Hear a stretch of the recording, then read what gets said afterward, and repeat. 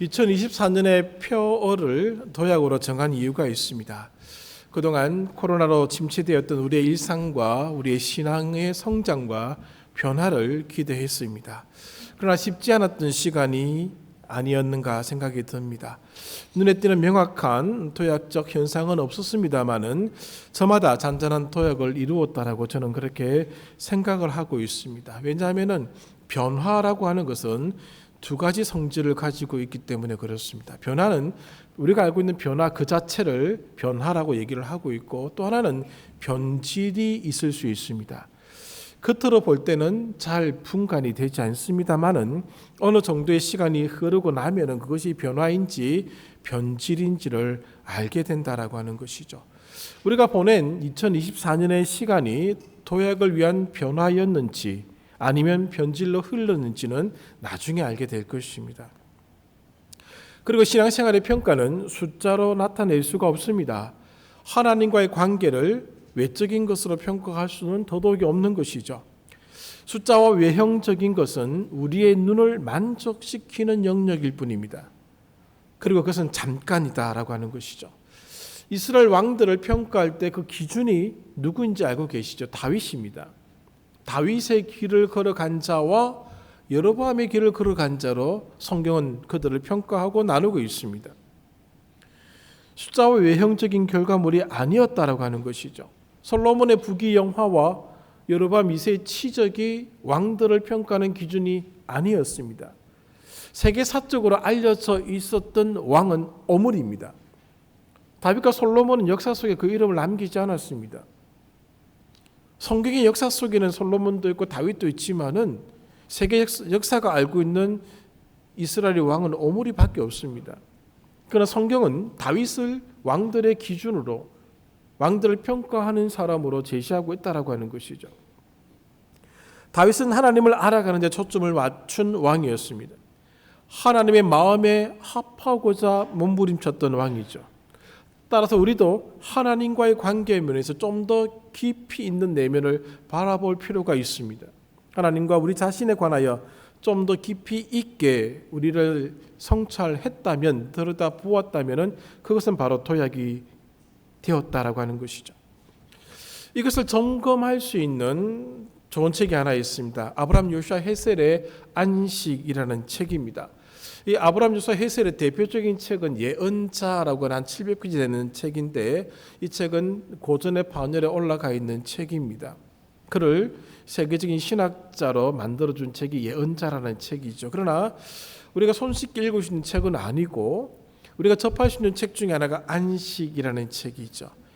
모든 안식일에 관한 책에 보시면은 이 아브라함 요슈아 헤셀의 안식을 인용하지 않은 서자는 없습니다.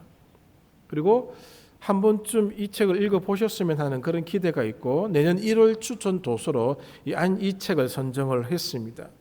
이 책에서 도약을 직접적으로 말하고 있는 것은 아닙니다만은 도약이라는 개념을 이 책에 적용시켜 볼 때에 이 아브라함 요슈아 헤셀은 공간의 확대는 도약이 아니다라고 하는 것이죠. 한 평짜리 집에 살다가 10평에 사는 것, 그건 도약이 아닙니다. 더 많이 가지는 것도 도약이 아닙니다. 더 많이 가진다고, 더 많이 확보했다고 우리 존재가 더 넓어지고 확대되는 것은 아니기 때문에 그렇습니다. 요슈아 헤셀은 시간 속에서 하나님을 더 깊이 알아가는 게 진짜 도약이라고 우리에게 가르쳐주고 있는 것이죠. 숫자와 외형적인 면에서 도약이 없었다고 아쉬워할 필요는 없습니다. 올해의 여정에서 하나님에 관하여 더 알게 되셨다면, 나 자신에 대해서 더 많이 알게 되었다면 우리는 도약한 것입니다. 이런 맥락에서 오늘 올해의 주제를 살펴보고 다시 한번 점검 정리하고자 합니다. 본문을 우리가 너무너무 잘 알고 있는 그런 내용이 있죠. 한글 성경에 이 40장 31절에 나오는 이 표현, 오직 여호와를 앙망하는 자, 이 앙망이라는 단어는 영어로는 wait로 번역을 했습니다. 기다린다. 또 새 번역을 보시면 소망으로도 번역을 하고 있습니다. 그런데 이 단어 속에는 이런 의미가 담겨져 있습니다. 밧줄을 만든다. 우리 좀 생소하게 느껴지는데 밧줄을 만든다라는 그런 의미가 있다는 것이죠. 여호와를 바라보는 자들은 밧줄을 만들고 있다라고 하는 것이죠. 그 밧줄을 만들어서 어떻게 하느냐? 그 밧줄로 나를 하나님께 엮어내는 것이죠. 나를 하나님께 묶는다는 겁니다. 여호와를 앙망하는 것은 자신을 그분께 묶는다는 그런 의미가 된다라고 하는 것이죠. 그래서 그 밧줄이 느슨해지면 안 됩니다. 어떤 밧줄이든지 간에 묶어두면 어느 정도 풀리게 되어 있습니다. 그때마다 더 단단히 조여가야 되는 것이 오늘 우리의 삶 속에서 날마다 있어야 되는 결단이고 모습이 될 것입니다. 그렇게 우리 자신을 하나님께 묶을 때 새 힘을 얻는다라고 얘기하고 있죠. 오직 여호와를 앙망하는 자, 오직 여호와께 자신을 묶는 자는 새 힘을 얻을 것이다. 그 새 힘을 얻는 자의 모습이 표현되고 있습니다. 독수리가 날개치며 올라가는 것 같다라고 표현을 해주고 있는 것이죠. 따라서 하나님과 우리의 관계가 느슨해져 있는지를 항상 살펴보셔야 됩니다. 그래야지만이 도약하고 있는지 그렇지 않은지를 알게 된다라고 하는 것이죠. 이 본문을 더 잘 이해하기 위해서는 두 가지를 살펴볼 필요가 있습니다. 왜 이사야 선지자가 이런 식의 표현을 했을까라고 하는 것이죠. 왜 독수리를 언급하고 있느냐라고 하는 겁니다. 왜냐하면 당시 이집트는 상부 이집트와 하부 이집트로 나누어져 있었습니다. 나누어져 통치를 하고 있었는데 상부 이집트의 수호신이 바로 독수리입니다. 독수리과에 속해 있는 그런 날개가 크고 부리가 날카로운 짐승이 이 새가 상부 이집트의 수호신이었다라고 하는 것이죠. 네크베트라고 합니다. 왜 하필이면은 그 이집트의 수호신이 생각나는 이 단어를 이사야 선지자가 쓰고 있느냐라고 하는 것이죠. 우리는 이 네크베트에 대한 신화를 조금 더 알 필요가 있는데 이 여신은, 이 수호신은 영원한 보호를 상징하는 밧줄 고리를 가지고 있습니다. 앙망한다는 말이 밧줄을 만든다라는 그런 의미가 있다고 말씀을 드렸습니다. 그런데 이 여신이 영원한 보호를 상징하는 밧줄 고리로 묘사된 반지를 끼고 있는 것이죠. 지금 이 말을 듣고 있는 당시의 사람들, 이 사람들은 적어도 이사야 선지자가 독수리를 언급할 때 이 네크바트를 생각하게끔 되었다라고 하는 것이죠. 충분히 그런 이미지가 떠오르는 그런 단어를 쓰고 있다라고 하는 겁니다. 그래서 이 여신을 둔 이 신전에서 일하는 여자 사제들은 흰 독수리 깃털이 있는 그런 식의 옷을 입고 활동을 했다고 합니다. 그리고 이 여자 사제들은 네크베트가 영원한 보호자임을 드러내기 위해서 가끔 옷을 이렇게 펼쳐서 날개가 있는 그런 모습을 보여주었습니다. 그렇게 함으로써 이 수호신이 영원한 보호자다, 우리 이집트를 지켜주는 신이다라고 하는 것을 보여주었습니다. 그래서 남자들이 전쟁을 나갈 때 또 먼 길을 여행할 때는 이 신전에 들려서 여자 사제들의 옷에 달려있는 이 깃털을 하나 얻게 되었다고 합니다. 그러면은 전쟁 중에 보호를 받는다는 것이죠. 그 여행 중에는 지치지 않는다는 겁니다. 31절 하반절을 보십시오. 다른 박질하여도 곤비하지 아니하겠고 걸어가도 피곤하지 아니하리로다. 이 네크바트의 깃털을 가지고 있는 자들은 피곤하지 않는다는 겁니다. 지치지 않는다는 것입니다. 그래서 그것을 얻는 것을 굉장히 큰 은혜로 여겼습니다. 또 하나 더 생각해야 되는 것은 이사야 선지자가 활동할 때의 배경입니다. 그가 활동할 때의 유다의 왕은 히스기야 대왕입니다. 그 당시 북왕국은 아시리아에 의해서 멸망했습니다. 히스기야의 아버지는 아하스인데 이 아하스가 통치하던 시절의 정책은, 기조 정책은 무엇인가 하면 친아수르 정책이었습니다. 막강한 아수르의 그 권력과 힘 앞에 어쩔 수가 없었습니다. 굴복하는 거죠. 반아수르 정책을 펼치면 멸망하는 겁니다. 조공을 바치면서 친아수르 정책을 펼쳐왔었습니다. 그가 죽고 히스기야가 왕이 되었습니다. 이제 반아수르 정책으로 그 기조를 바꾸게 됩니다. 기조를 바꾸었던 국제 정세의 흐름이 있었습니다. 아수르 내부에 반란이 굉장히 많이 일어나게 되었고, 그 반란 때문에 아수르의 힘이 약간 약화되기 시작하자 주변에 아수르에 의해서 핍박을 받았던 많은 나라들이 봉기를 시작했습니다. 거기에 더불어서 이 남유다도 반아수르 정책으로 기조를 바꾸게 됩니다. 자, 그것을 바라보았던 아수르가 다시 힘을 재정비하게 되고 자기를 제국을 반대했던 나라들을 치기 시작합니다. 위기가 생긴 것이죠. 그럼 히스기야가 어떤 선택을 해야 되겠습니까? 히스기야를 비롯한 주변의 많은 나라들이 아수르에 저항하기 위해서 연합 세력을 형성하게 되는데 그때 이집트도 거기에 동참하게 됩니다. 그러자 히스기야가 친 이집트 정책을 펼쳐나가기 시작했다라고 하는 것이죠. 그때 이 말씀이 주어지게 되는 겁니다. 이사야 선지자가 무슨 말씀을 하게 되는가 하면은 이집트는 네크바트가 그의 날개를 펼쳐서 그의 영원한 보호자의 역할을 해준다고 생각할 수 있지만은 남유다는 그렇지 않다는 것이죠. 남유다는 여호와 하나님의 날개 아래에 들어와야지만이 보호를 받을 수 있다는 얘기를 분명히 해 주었을 것입니다. 그러나 히스기야는 친 이집트 정책을 버리지 않습니다. 30장 이사야 30장 1절부터 7절과 31장 1절부터 3절까지의 내용을 보시면 잘 나타나고 있습니다. 31장 1절부터 3절의 말씀을 보시기 바랍니다. 넘겨보십시오.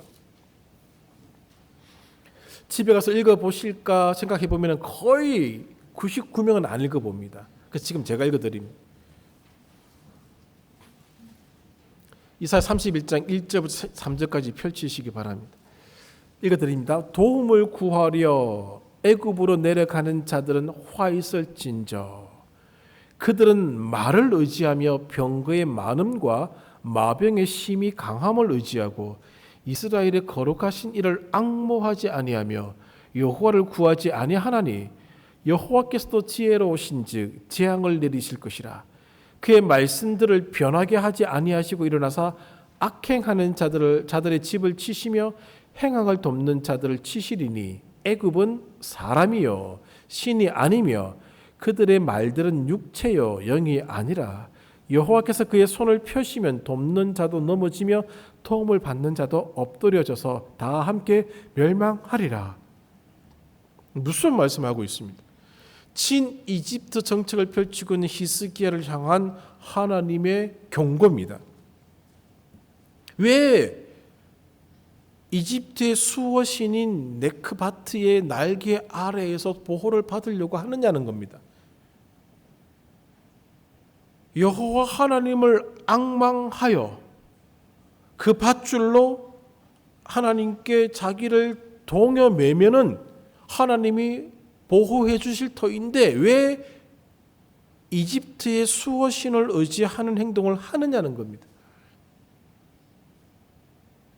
30장 1절부터 7절까지는 읽지 않았습니다만 히스기야는 오늘 이 30장에서 이런 말씀을 듣게 됩니다. 화가 있을 것이다. 비참하게 된다는 뜻입니다. 이런 행동은 죄 위에 죄를 더하는 것이 된다는 것이죠. 그리고 수욕으로 돌아올 것이다. 부끄러운 그 결과가 부끄럽게 되어 돌아오게 될 것이라는 것이죠. 이집트는 도움이 되기는커녕 수치와 모욕밖에 받을 것이 없게 될 것이다. 아무리 노력을 많이 기울여 보아라 남은 것은 허무한 결과뿐이다. 그렇게 해주고 있습니다. 31장에 나와 있는 것처럼 3절에 있는 것처럼 애굽은 사람입니다. 신이 아닙니다. 애굽의 수호신은 허상입니다. 능력이 없습니다. 그냥 인간이 만든 조각품에 불과하다라고 하는 것이죠. 인간이 자기를 보호해 주기를 원하는 그 마음을 투영시켜서 만들어낸 우상일 뿐입니다. 아무것도 아닙니다. 그리고 더 보십시오. 그들의 말들. 지금 이 번역은 육체라고 번역하고 있습니다. 다른 번역을 보십시오. 고기 덩어리다라고 번역합니다. 고기 덩어리가 너를 지켜주겠느냐? 아니라는 것이죠.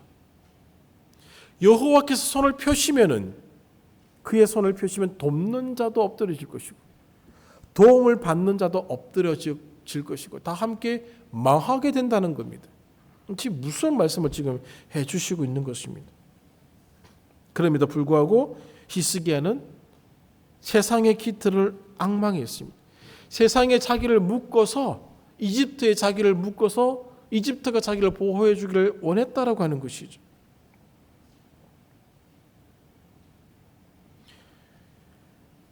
국제 정세가 긴박하게 돌아가던 그 당시에 군마와 병거의 많음은 솔직히 유혹입니다. 마병의 강함은 의지하고 싶은 마음을 불러일으키기에 충분합니다. 그게 정치죠.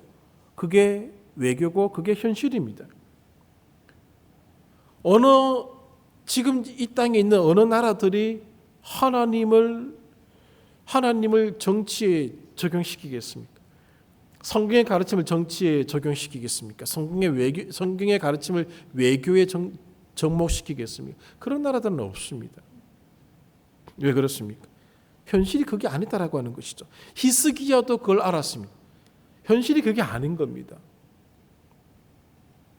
그러나 세상의 기틀을 바라보고 그것에다가 우리를 묶어버리게 될 때 하나님은 무엇이라고 말씀하시는가?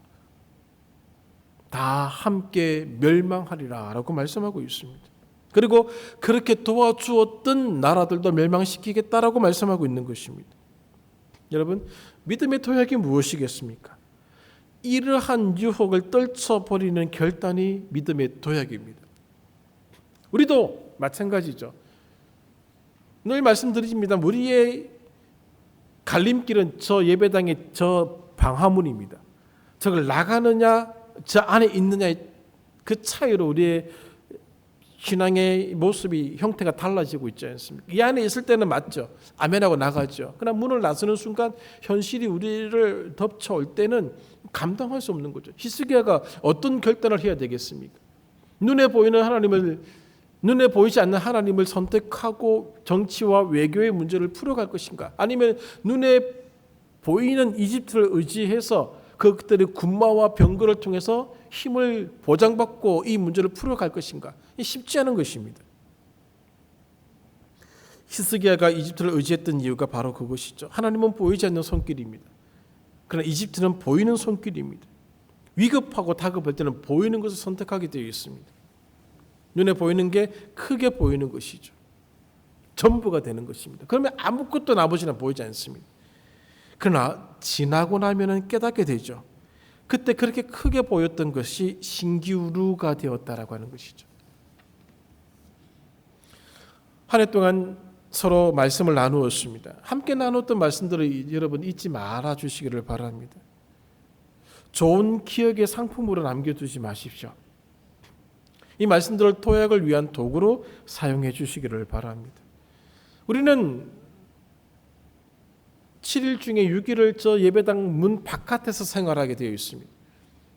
그러므로 늘 하나님 말씀을 우리가 묵상하고 상고하지 않으면은 우리는 어쩔 수 없이 세상의 날개를, 세상의 밧줄을 바라볼 수밖에 없습니다. 그게 우리의 현실이 우리의 모습이죠. 그러므로 하나님을 더 알아가기 위해서 말씀을 가까이 하시기를 바랍니다. 함께 읽었던 책들도 도약을 위한 도구입니다. 하나님께 우리를 더 단단하게 묶어두기 위한 밧줄이었다라고 하는 것이죠. 함께 나눴던 말씀들, 함께 읽었던 책들, 세상의 날개로 향하고자 하는 우리의 마음을 하나님께로 돌리고자 사용된 도구임을 기억해 주시기를 바랍니다. 책자로 만들어서 그냥 여러분 집에 두라고 제보해 드리는 게 아닙니다. 또 한 번 더 살펴보라는 것이죠. 하나님 말씀이 오늘 우리 가운데 있지 않으면은 우리는 여전히 똑같은 선택을 하는 길로 가게 되어 있습니다. 그러므로 세상의 밧줄로 세상과 우리를 묶어서 우리의 인생의 문제를 풀 수 없음을 이미 다 알고 있습니다. 역사가 증명해주고 있고 철학이 그것을 이미 결론 내렸습니다. 답이 없다는 걸 알고 있는 것이죠. 그러므로 하나님을 바라보면서 만들었던 그 밧줄로 나를 하나님께 묶어버리는 겁니다. 그것만이 오늘 우리가 인생의 도약, 신앙의 도약, 교회의 도약을 이룰 수 있는 유일한 길입니다. 말씀을 정리하겠습니다. 여러분, 세상을 앙망하시겠습니까? 아니면 여호와를 앙망하시겠습니까? 답은 알고 계시죠? 바른 답에 따른 선택과 행동만 남아 있을 뿐입니다. 세상의 날개가 아무리 힘 있게 보이고 단단하게 보여도 조금만 지나면 아무것도 아닙니다. 세상의 힘은 변질되게 되어 있습니다. 그러나 여호와를 앙망하는 자는 그렇지 않습니다. 여호와의 밧줄은 변질이 아닙니다. 여호와를 앙망하는 자가 얻게 되는 것을 세상은 줄 수가 없습니다. 이런 믿음의 현실도 여러분 아셔야 됩니다. 세상의 현실이 있는 반면에 믿음의 현실도 있습니다. 이 두 현실이 충돌합니다. 우리는 날마다 어떤 현실을 선택할 것인지를 고민하고 기도하게 되어 있습니다. 우리가 이 안에서 결단했던 믿음의 현실을 선택하고자 했던 그 마음을 가지고 저 문을 나서셔야 되고, 오늘 우리가 살아가는 세상 속에서도 믿음의 현실을 선택하는 결단을 하셔야 된다는 하는 것입니다. 이것이 하나님을 아는 자의 삶의 도약입니다. 도약의 삶이 된다라고 하는 것이죠. 여러분, 제가 어렸을 때 들었던 한 가르침을 저는 항상 기억하고 있습니다. 예수를 믿는다는 것은 이제부터 전쟁터에 던져진 것과 같다라는 얘기를 들은 적이 있습니다. 우리의 삶은 믿음의 전쟁터에서의 삶입니다. 고단합니다. 그러나 하나님을 바라보면서 만들었던 그 밧줄로 하나님께 우리를 묶으십시오. 그러면 그 전쟁터에서 승리를 하나님이 보장해 주십니다. 그 믿음의 도약이 오늘 영광께 모든 성도들의 삶 속에 가득 차기를 간절히 소망합니다. 기도하겠습니다.